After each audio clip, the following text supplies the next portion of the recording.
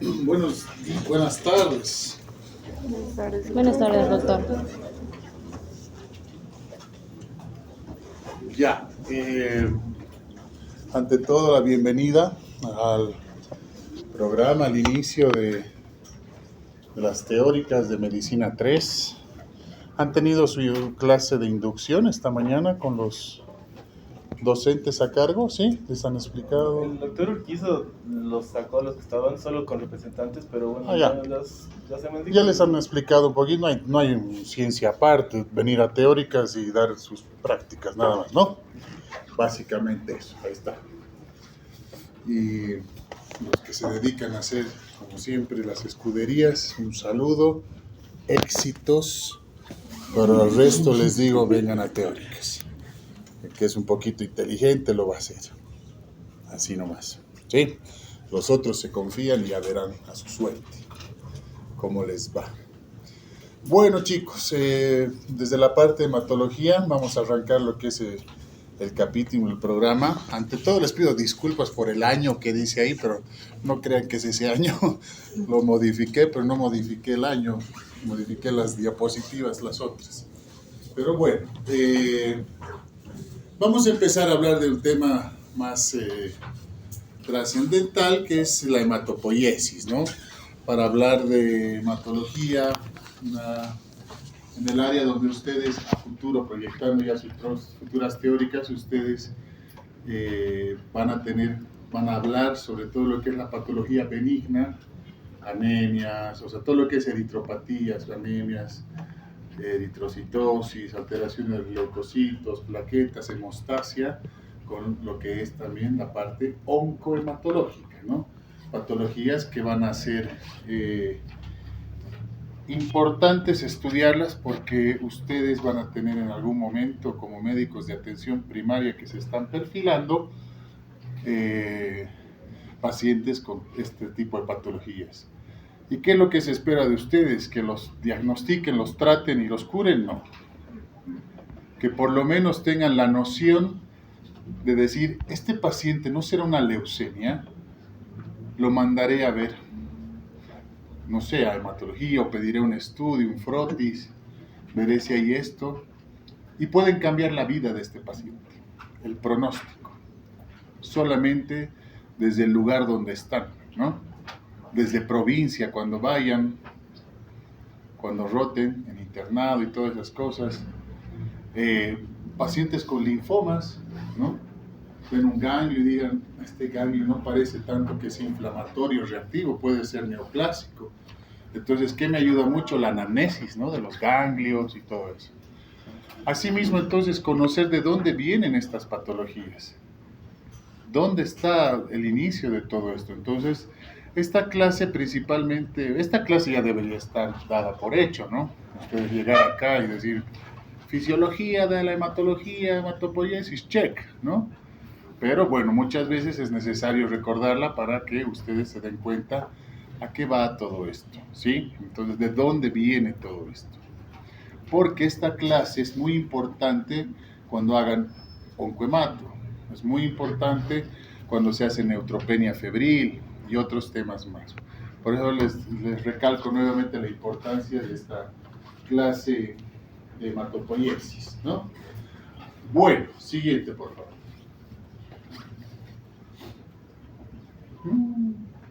Me están boicoteando ya, de entrada.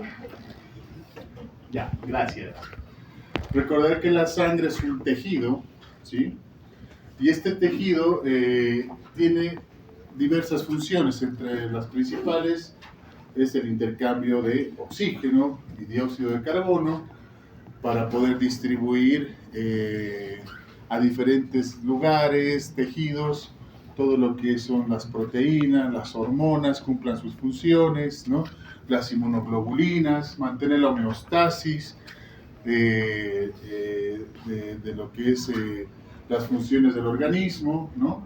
Y diversas otras funciones más que ustedes ya conocen. Esto no es ciencia nueva para ustedes, ¿sí? El recordatorio siguiente, por favor. Bueno, salute. Está bien, tranquilo. Tranquilo. Yo era así igualito. No te... Si no estornudas así, no liberas tensión. Sí, hagan eso, es terapéutico. Bueno, chiquis, esto es lo que vamos a ver nosotros y de lo que vamos a hablar en hematología el resto de todas las clases. Todos los problemitas están en esas células, ¿ok? Y como pueden reconocer un poquito, glóbulos rojos, leucocitos, ya vamos a hablar uno por uno, ¿no? Y las plaquetitas, no sé si las reconocen ahí, ¿no? Esas pequeñitas entre los glóbulos rojos. Pantallazo. Todos esos son los componentes celulares. Aparte de componentes proteicos, ¿no? Pero bueno, vamos viendo y enfocándonos a lo que nos vamos a hablar todo el resto. Siguiente. Bueno, esto lo consiguen en cualquier lado, ahora que tienen inteligencia artificial y todo, ¿no? Pero estos son los parámetros, digamos, que se manejan. Quiero aclarar que en lo que consta la serie roja, en nuestro territorio, en nuestro medio, aquí en la altura, no hay algún estudio completamente que estandarice, un estudio serio en el aspecto de un universo de pacientes que puedan estandarizar los valores de hematocrito, hemoglobina y número de glóbulos rojos, pero sí hay aproximados, ¿ok? Entonces, estos son más o menos los parámetros que manejamos en lo que corresponde al hematocrito, a la hemoglobina y al número de glóbulos rojos en nuestro medio. El resto no varía de lo que van a leer de los libros, de las guías internacionales, ¿no? Pero bueno, ese era un poquito lo que queríamos destacar. Ahora, desde ya en lo que corresponde al hemograma, quiero mencionarles que muchas veces va a pasar que ustedes, el colega te manda un paciente y dice, no, tiene 4 millones de glóbulos rojos, ¿no? O tiene, digamos, 7 millones, es poliglobúlico y todo eso. Entonces, el número de glóbulos rojos, muchas veces, o en la mayoría de los casos, no es un parámetro para estudiar eritropatías o alteraciones de los glóbulos rojos, un parámetro fidedigno, ¿no? Para anemias, ¿qué parámetro prefiero estudiar? Hemoglobina. La hemoglobina, y para eritrocitosis el hematocrito, aunque los dos van de la mano. Pero bueno, ¿qué pasa con el número de glóbulos rojos? Siempre les hago el ejemplo. Acá siento al compañero que en este momento ella le toma sangre de este brazo y el compañero de ese brazo. Misma cantidad, todo, ¿no? Al mismo counter, y sale un diferente resultado del número de glóbulos rojos, más o menos 300,000, digamos, ¿no? Que eso es significativamente, ¿no? Para dar un diagnóstico. ¿Y por qué se puede dar eso? ¿Por qué creen? Esto es interactivo, ya, por favor, es dinámico, participen. No, pero estás hablando del mismo paciente. Yo no diría mala, diría diferente técnica. O sea, ambos bisel arriba, como nos han enseñado, ¿no? Desde fisiología, tal. Pero el que va a afectar mucho es el tiempo de soltar la ligadura. Pues nadie va a hacer exactamente los mismos milisegundos, ¿no? Entonces, eso puede afectar a que más tiempo de ligadura concentra más glóbulos rojos. Por otro lado, también se ha visto que el brazo o la extremidad que uno utiliza más tiene mayor musculatura y puede también contener mayor cantidad de glóbulos rojos. Entonces, hay algunos parámetros que pueden ser diferentes, ¿no? Entonces, que no te pueden dar lugar a decir, exactamente con esto puedo dar, ¿no? Entonces, utilizamos hemoglobina y hematocrito, ¿ya? Entonces, recuerden eso, manéjense con eso y les va a ir bien. Todo esto proyectando a la consulta o a la atención como médicos de la atención, ¿no? Primaria, lo que están ustedes a punto de graduar, ¿no? Bueno, les falta todavía un añito más, ¿no? Para estar ahí. Bueno, básicamente los parámetros hematimétricos ustedes ya los conocen las fórmulas, cómo salen. Bueno, si uno en la práctica agarra y dice, a ver, le sacaremos el BCR, siempre va a salir normocítico, normocrómico, van a ver. A no ser que haya una gran diferencia de hemoglobina, que esté muy anémico y recién ahí. Pero bueno, generalmente los counter, los Ya los aparatitos que vienen son los que te tiran directamente ya el cálculo y con el registro más, ¿no?, específico. ¿Qué serán los reticulocitos? ¿Quién me pueden decir? ¿Qué representan los reticulocitos? Los jóvenes, dice, ¿no? Está bien, pero los jóvenes, eso me responde un joven del primer año. Ustedes, ¿Inmaduros? ya maduritos, podrían no decirles viejos, ¿no?, de quinto año, ¿qué me podrían decir? ¿Qué representa el reticulocito cuando lo ven? ¿Qué sienten por él? No, ¿qué representa? El reticulocito representa la función de la médula ósea. Muy bien. Representa que la médula ósea está reactiva, está funcionando. Porque si disminuye es que hay un desgaste o que ya está hipofuncionando esa médula. O sea, algo está pasando con esa fábrica de los glóbulos rojos, ¿no? Lo mismo puede ser un neutrófilo, puede representar, ¿no?, o las mismas plaquetitas. Pero los reticulocitos, al ser formas jóvenes que se espera encontrar en sangre periférica, ¿no?, porque las formas jóvenes deberían estar, o inmaduras, todo en médula ósea, ¿no? Sí, vamos a hablar de eso. Pero estos tienen un tanto que pueden estar un porcentaje y un valor absoluto, como pueden ver ahí, que están en sangre periférica, y ese es un parámetro indirecto para ver la función medular, como dice su compañero.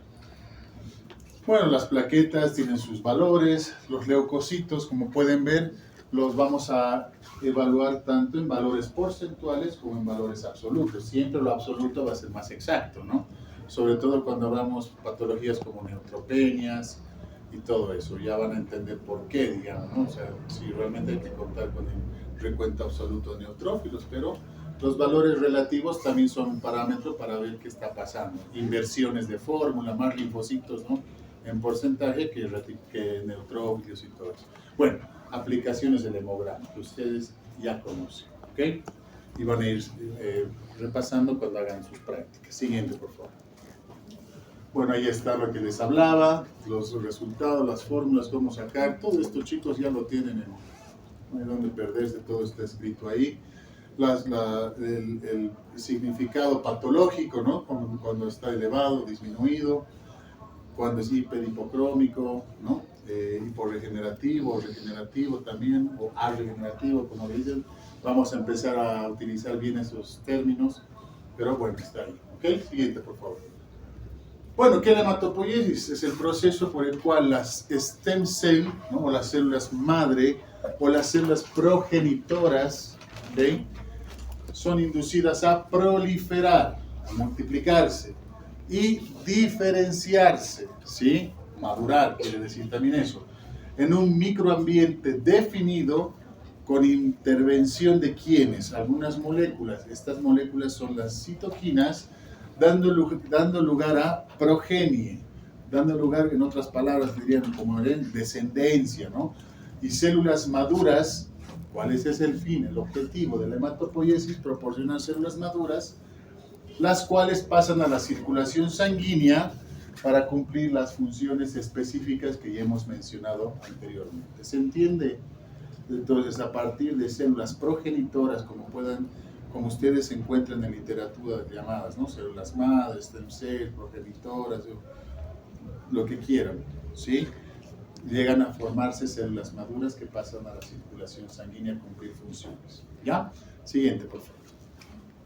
Bueno, este es un recordatorio de cómo es la hematopoiesis a nivel de etapa. Ustedes están viniendo de ginecobstetricia, ¿no? Ustedes ya dominan esto.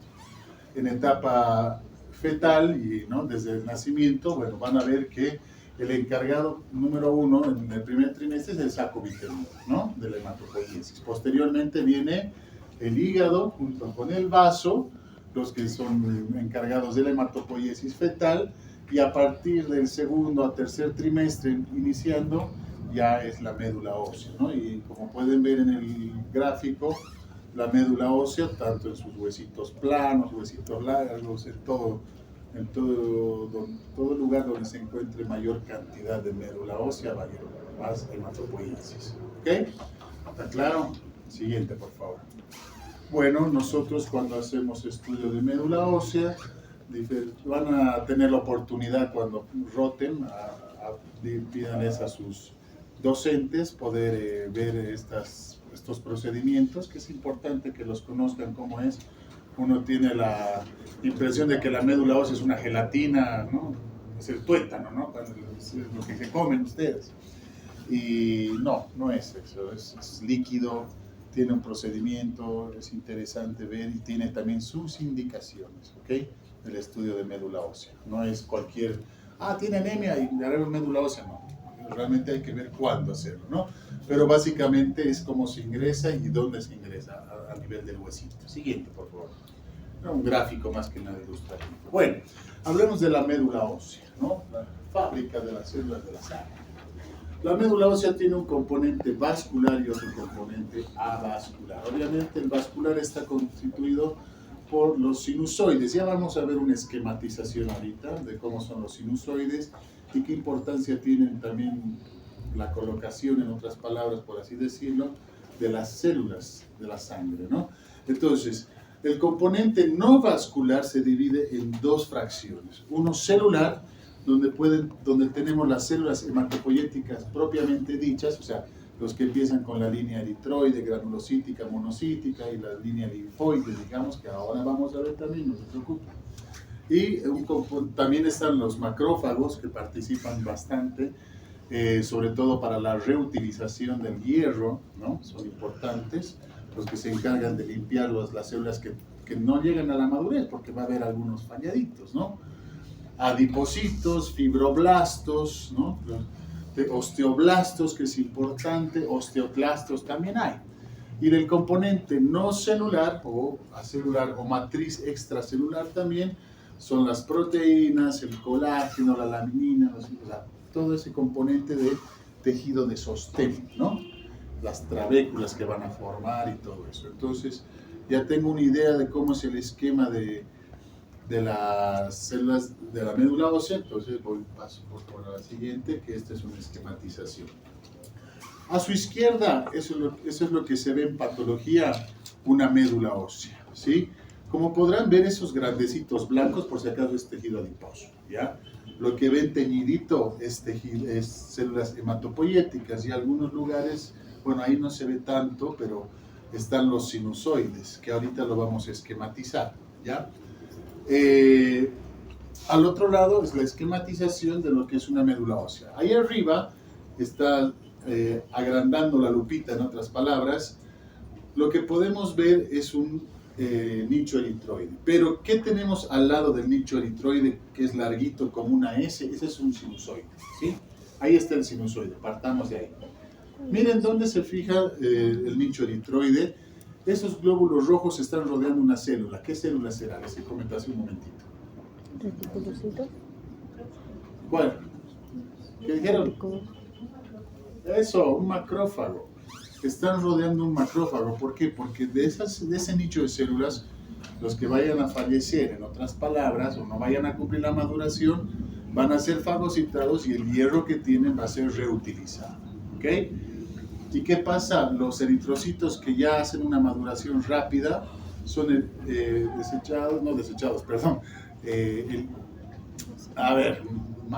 eliminados directamente al sinusoide para que pase circulación sanguínea.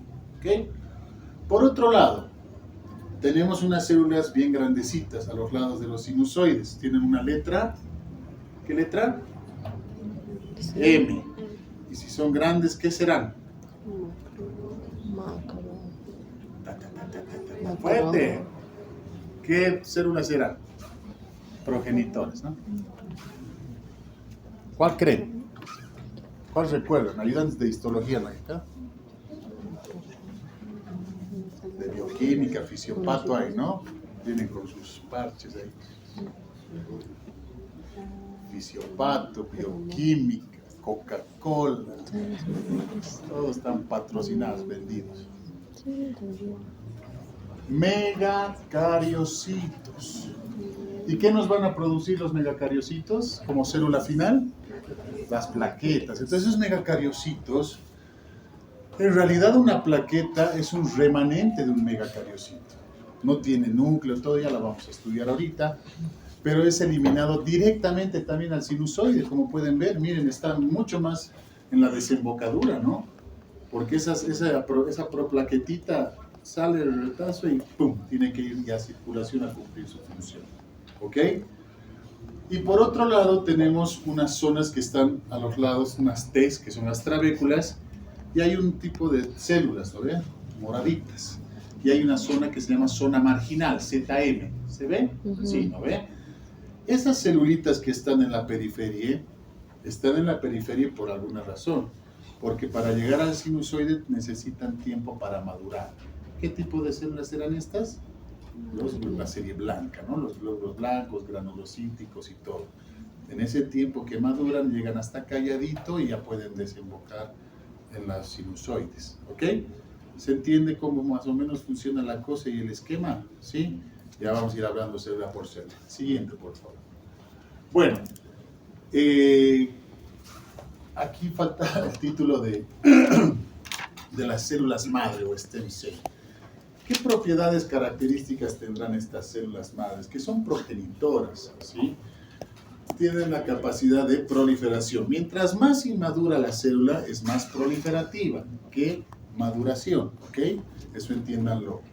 Autorrenovación, pueden autorrenovarse. Diferenciación o decisión de lineaje, ¿no?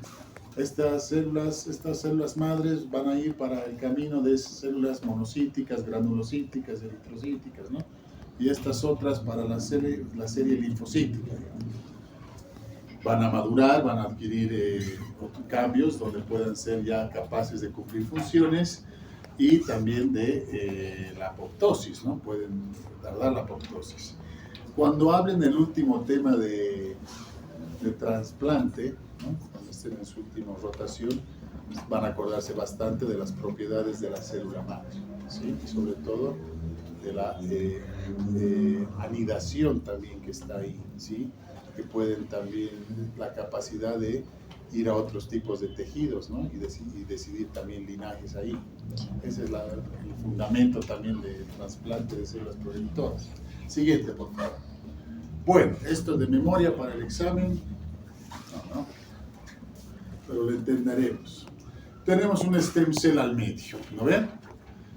Como pueden ver arriba se divide en tres partes: células maduras, al medio células progenitoras y las otras que son células madres, ¿no? Las stem cells o células progenitoras que van a definir el linaje. Vamos por las colonias ¿qué es? Pluripotenciales, la de abajo. Como pueden ver tiene varios caminos, ¿no? Y de estos caminos pueden dirigirse a diferentes tipos de maduración. Tenemos uno arriba que es la de los eritrocitos, después viene la de los megacariocitos. ¿Se ve, no ven? Se entiende la diferencia, solo vean los dibujos. Sí. Tenemos de los mastocitos, eosinófilos, y ahí también vienen los basófilos, los que son pertenecen al conjunto de los granulocíticos o polimorfonucleares también, ¿no? Y, bueno, principalmente esos. Vamos a hablar ahora, siguiente, por favor, de lo que es la línea eritroide. Siguiente. Bueno, la línea eritroide va a empezar con una célula inmadura, ¿no? Progenitora, que se llama eritroblasto o normoblasto, que es la primera que está a la izquierda. Como pueden ver, siempre va a ser una célula de mayor tamaño, ¿ya? Estas células, como pueden apreciar, su citoplasma es basófilo, ¿sí? Y en el núcleo tiene una cromatina, ¿no? Un poquito abierta, laxa, medio flojita, por así decirlo. ¿Y qué tiene de característica también? La presencia de nucleolos, ¿ok? Está bien clarita esa foto, ¿no? Ok. El siguiente paso de pronormoblasto o eritroblasto es el eritroblasto basófilo, ¿no? Como pueden ver, estas células van disminuyendo de tamaño, llegan ya más o menos a 12 micras. El citoplasma, como su nombre lo dice, es basófilo. La cromatina, como pueden ver, es un poquito más compacta, más densa. Y ya no se ve lo que es la presencia de los nucleolos, ¿ok? El siguiente paso, hasta aquí todavía estamos haciendo el proceso de proliferación más que maduración, ¿no? La balanza. Después tenemos el eritroblasto policromatofílico. ¿Qué quiere decir eso? Que su citoplasma ya está adquiriendo otra coloración. Obviamente el núcleo está adquiriendo más características de madurez, cromatina más compacta, el núcleo está volviéndose más pequeño, pero el citoplasma acá ya adquiere otra coloración, ¿sí? Policromatofílico le dicen porque es como las figuritas, no sé si alguna vez, de los álbumes, ya que estamos en época de mundial, pues que son tornasol, ¿no? El Messi así que brilla de todo lado, ¿no? Lo ves con melena, creo. Entonces, es esa sensación cuando se aprecia al microscopio, ¿ok? Posteriormente tenemos el eritroblasto ortocromático, ¿no? Donde ya ha perdido esa coloración de basofílica y ya tiene una coloración netamente de glóbulo rojo, ¿no? Un poquito rojo salmonado, como le dicen, todo eso. Pero acá lo más importante en ortocromático es que a partir de esta etapa de la célula va a perder, ¿qué? El núcleo, correcto. Va a ser una exocitosis del núcleo y se va a volver posteriormente paso a un reticulocito, ¿sí? Que es el paso previo a un eritrocito maduro que llega a ser un disco bicóncavo, ¿no? Como dicen, sin presencia de núcleo ni tampoco inclusiones, no tendría que tener, y para cumplir sus funciones, ¿no? De transporte de oxígeno. ¿Ok? ¿Está claro? Entonces, principalmente hasta policromatófilo es donde hay más maduración, hay más proliferación y a partir de eso se va la balanza a más maduración. ¿Ya? Siguiente, por favor. Tenemos los reticulocitos que generalmente vemos en tinciones. Uno cuando ve al microscopio en la tinción normal al frotis, no puede distinguir reticulocito de un eritrocito, ni siquiera por el tamaño. A veces un poquito por su citoplasma, que es más, ¿no? Tornasol, como les decía, pero no. Generalmente utilizamos tinciones, en este caso azul de cresilo, donde podemos reconocer dos grupos ahí de glóbulos rojos. Unos que tienen unas manchitas adentro y otros que no. Los que no tienen son células maduras y los que tienen son eritrocitos maduros y los que tienen las flechitas son reticulocitos. ¿Por qué? Porque tienen restos todavía de RNA en el citoplasma. ¿Ok? Principalmente por eso. Así se hace un recuento después y porcentual y absoluto de los reticulocitos. Siguiente, por favor. Bueno, el eritrocito disco bicóncavo, como les dije, de 7 a 8 micrómetros. No tiene núcleo y el color característico le da la presencia de la hemoglobina. Siguiente, por favor. Vamos a la otra serie, los megacariocitos. Siguiente, por favor. Bueno, los megacariocitos, como saben, son células mucho más grandes en la médula ósea. Cuando uno ve la médula ósea en campos, podemos llegar a tener hasta 1 a 4 por campo, digamos, pero son células muy grandes y son con un núcleo polimorfo, ¿no? Diferentes formas. Pero lo más característico es que tiene plaquetas alrededor y adentro. Eso es lo que tenemos que ver, que sean plaquetogénicos. Y como les he dicho, las plaquetas son remanentes de los megacariocitos. Son células que no tienen núcleo tampoco, ¿no? Estas miden 2 micrómetros, o sea, es mucho más chiquita, pero sí tienen características morfológicas adentro de la célula de ¿qué? ¿Qué tienen? Los famosos Filamentos activos. gránulos, chicos, está ahí escrito, ¿eh? ¿Qué pasa? Gránulos. No. ¿Qué pasó? Ya no estás apurado. Gránulos alfa que están, tienen muchos contenidos, ¿no? Principalmente, pero factores de coagulación, fibrinolíticos, los gránulos gamma, ADP, ATP también, la formación de serotonina y histamina. Poseen también grupos sanguíneos, el ABO, ¿no? Y antígenos plaquetarios humanos, principalmente cuando hay alteraciones de tipo autoinmune como la trombocitopenia o la PTI, ¿no? La púrpura trombocitopénica inmune, ¿no? Entonces, es importante conocer la estructura y el contenido de estas plaquetitas, sobre todo cuando hagan hemostasia. Y en la hemostasia primaria tienen que hablar de las funciones de las plaquetas para entender cuando hablamos de sangrados, ¿no? Entonces, vamos un poquito leyendo y entendiendo desde ese lado. Siguiente, por favor. Aún antes, por favor, perdona. Fíjense el glóbulo rojo ahí abajo. No. Es ahí. Fíjense el glóbulo rojo en el dibujito de abajo, ¿no? En esa fotografía. Ahí ven, se puede definir el glóbulo rojo, ¿no ven? Miren, al ladito, los pequeñitos son las plaquetas. ¿Cuál es la diferencia de tamaño? No es armonía de glóbulo rojo a plaqueta, ¿no? Ya vamos a ver después glóbulo blanco. Siguiente. Vamos a hablar ahora de la serie granulocítica. Siguiente. Cuando hablamos de la granulopoiesis tenemos que hablar igual de diferentes etapas. Vamos a empezar con un blasto, ¿no? Que es el mieloblasto. Mielo quiere decir de serie mieloide. En otros términos también mielo viene también de médula, por si acaso, ¿ok? Empezamos con un mieloblasto, que es una célula igual de gran tamaño, con citoplasma basófilo, ¿no? Y como pueden ver, la cromatina es más abierta, ¿no? No es tan cerrada, no es tan condensada, y se caracteriza la presencia también de ¿qué? Ahí tiene dos. ¿Qué tiene? Fíjense en la foto. El mieloblasto, ¿qué tiene en el núcleo? ¿Dos qué? ¿Qué? Nucleolos, mi amigo. Muy bien.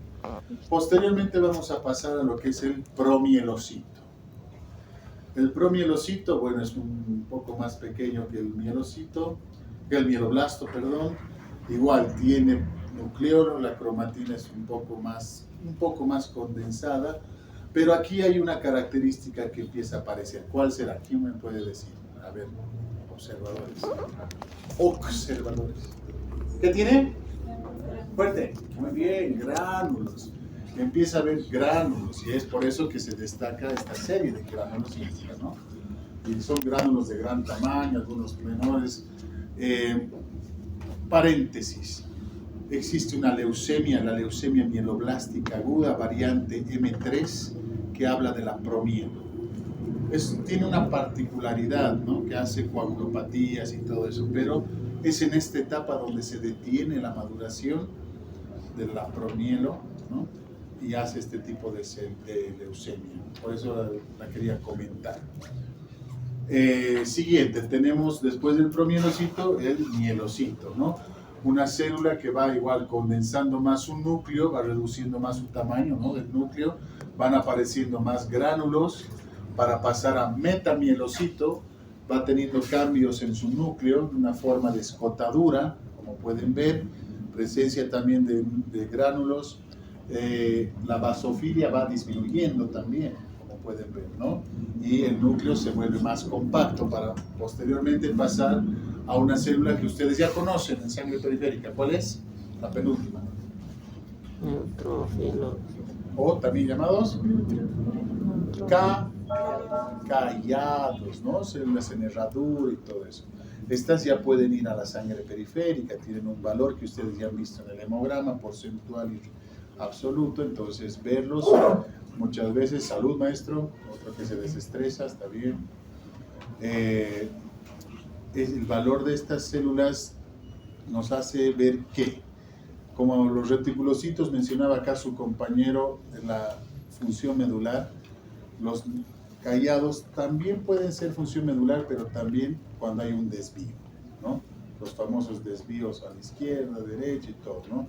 Si tengo más calladitos, algo está pasando.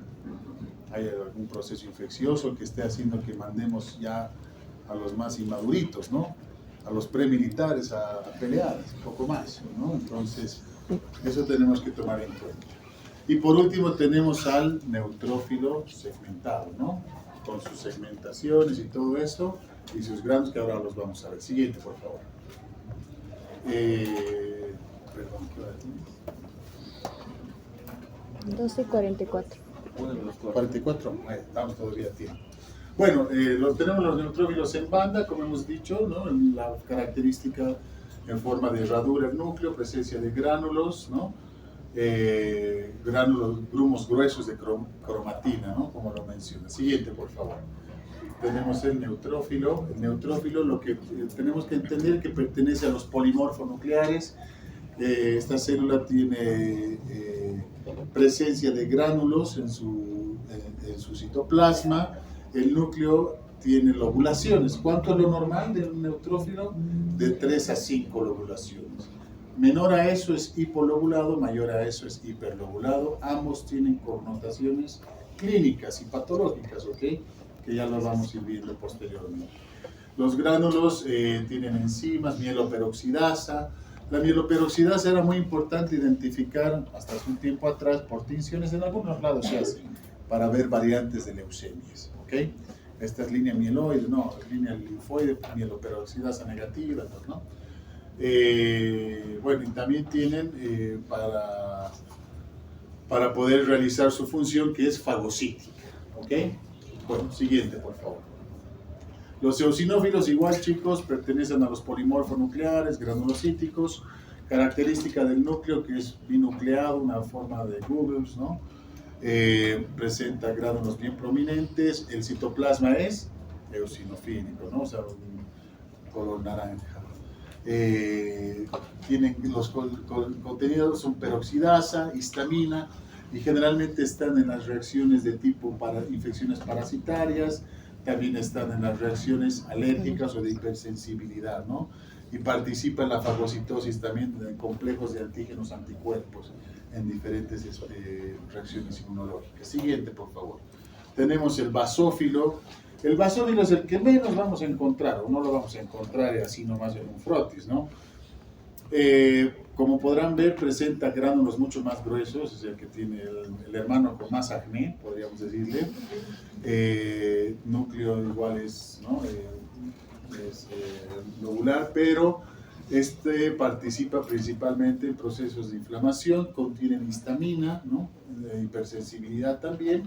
¿Y dónde los vamos a ver más que nada? Por ejemplo, en patologías como las llamadas mieloproliferativas crónicas. O sea, estos cánceres que se dan en la médula ósea, donde te van a dar un exceso de formación de estas células, ¿no? De la línea mieloide, y que van a llegar a su madurez, ¿ok? No todas las leucemias son células inmaduras, ya lo van a ir viendo eso. Pero estas vamos a ver más en estos procesos. En una leucemia se llama leucemia mieloide crónica, la vamos a explicar después, ¿ya? Ahí vemos bastante los basófilos. Siguiente, por favor. Mastocito igual es un tipo de célula leucocito que posee gránulos de histamina, participa, ¿no? En procesos inflamatorios, tienen también contenidos de heparina, ¿no? Y bueno, también participan en los procesos, o están elevados en procesos mieloproliferativos crónicos también, la mastocitosis, ¿no? Como lo llaman. Había una asociación con patologías dermatológicas, también yo la vi alguna vez. Siguiente. El monocito, bueno, como pueden ver, esta célula, en principio es una célula que no tiene gránulos, tiene un citoplasma que es más pálido, no es tampoco basófilo. Característica del monocito, su núcleo es arriñonado, ¿ok? Compacto, todo, ¿ya? Participan principalmente en reacciones infecciosas, en procesos infecciosos, ¿no? Ayudan a la fagocitación, y el monocito, cuando se va a un tejido, se especializa, ¿no? Por ejemplo, en el hígado, ¿qué son? Células de... Fuerte. Eso, fuerte, ¿por qué no has vuelto a repetir? Cobarde. Eso, diferentes tipos de células, ¿no? Ahí vamos, siguiente, por las dendríticas deben haber, sí. Se presentan, bueno, en la médula ósea principalmente cuando hay reacciones de tipo fagocíticas, ¿no? Su progenitor común son los fagocitos en las células donde se hallan, ¿no? Hay algo que tenemos, el síndrome hemofagocítico también, donde vemos bastantes de estas células cuando hay reacciones infecciosas muy fuertes. Y en la médula ósea también está dándose una fagocitosis fatal. Ya vamos a acabar, chiquis. Siguiente. Vamos a hablar ahora de la línea linfática. Vamos, empezamos por el linfocito. Bueno, existen diferentes estadios antes del linfocito, pero yo no los quiero complicar la vida, ¿no? ¿Quién me va a hablar del prolinfocito, del linfocito tantos, ¿no? De Maduro o esto, ¿no? Hablemos directamente del linfocito, de importancia, dónde actúa. Es una célula de menor tamaño, con un núcleo que ocupa casi toda la célula, compacto, ¿sí? Y participa principalmente en procesos infecciosos de tipo viral y todo eso, ¿no? Como lo que recuerdan, pero también participan en procesos inflamatorios. ¿Qué quiere decir eso? Que el linfocito, así como lo ven dormidito, maduro, puede activarse, puede enojarse, se puede volver un huevo frito también, ¿no? O sea, grande. Siguiente, por favor. Lo que llamamos linfocitos reactivos, ¿no? Y en serio, se vuelve un huevo frito, aumenta su citoplasma, crecen de tamaño, y ahí puedo ver que ahí está sujeto a un proceso inflamatorio. Todo esto, chicos, siempre en connotación clínica, asociación a la clínica. ¿Cuál es la madre? La clínica. Esto es lo que nos va a complementar, ¿sí? Los hallazgos. Bueno, ¿qué quiero mostrarles acá? Lástima que ha salido un poquito borrosa la diapositiva, pero bueno, arriba pueden ver lo que es la linfopoiesis B, ¿no? O sea, los pasos que hay del linfocito, prolinfocito, todo a convertirse en un linfocito B. ¿Y cuál es la célula especializada del linfocito B? La célula plasmática, que se caracteriza por producir anticuerpos, diversos tipos de anticuerpos, sí. Generalmente una célula plasmática va a ser un solo tipo de anticuerpo, en algunos casos más, ¿no? Algunos, por eso se lo llaman policlonales y todo eso, ¿no? Pero ahí abajito, y esto les va a servir para sus clases de leucemias, mielodisplasias y los que roten conmigo, que tengan la mala suerte. Entonces, como pueden ver abajo, tenemos lo que se llama marcadores. ¿Qué marcadores serán? Faber-Castell, no. Marcadores inmunológicos. ¿Cuáles son? Los CDs, ¿lo ven? Los que son las cerdas de diferenciación, clases de diferenciación. Estos CDs, por ejemplo, son considerados el carnet de identidad inmunológico de cada célula. Todas las células de nuestra economía, qué sé yo, células lacrimales, células del cabellito, de los dientes, del miocardio, todos tienen sus CDs, ¿ok? Específicos, en un código, digamos, ¿no? Entonces, cuando uno hace un estudio patológico o inmunohistoquímico, pide la identificación de CDs.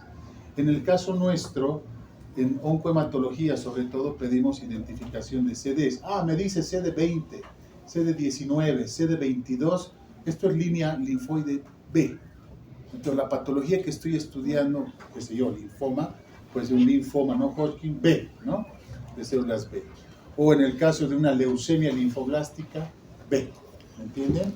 Ya me van estadificando.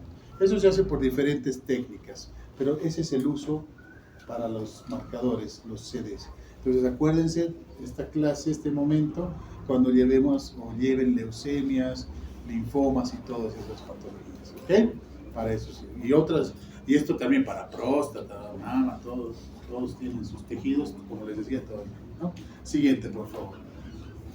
El plasmocito deriva del linfocito B, como ya sabemos, ¿no? Su núcleo es excéntrico, ¿ok? Como pueden ver, o rueda de carro también le llaman, y produce una sola proteína inmunoglobulina específica. Siguiente, por favor, creo que eso es todo. Eso es todo, chicos. ¿Ya? ¿Alguna pregunta, algo? ¿Nada? Dime.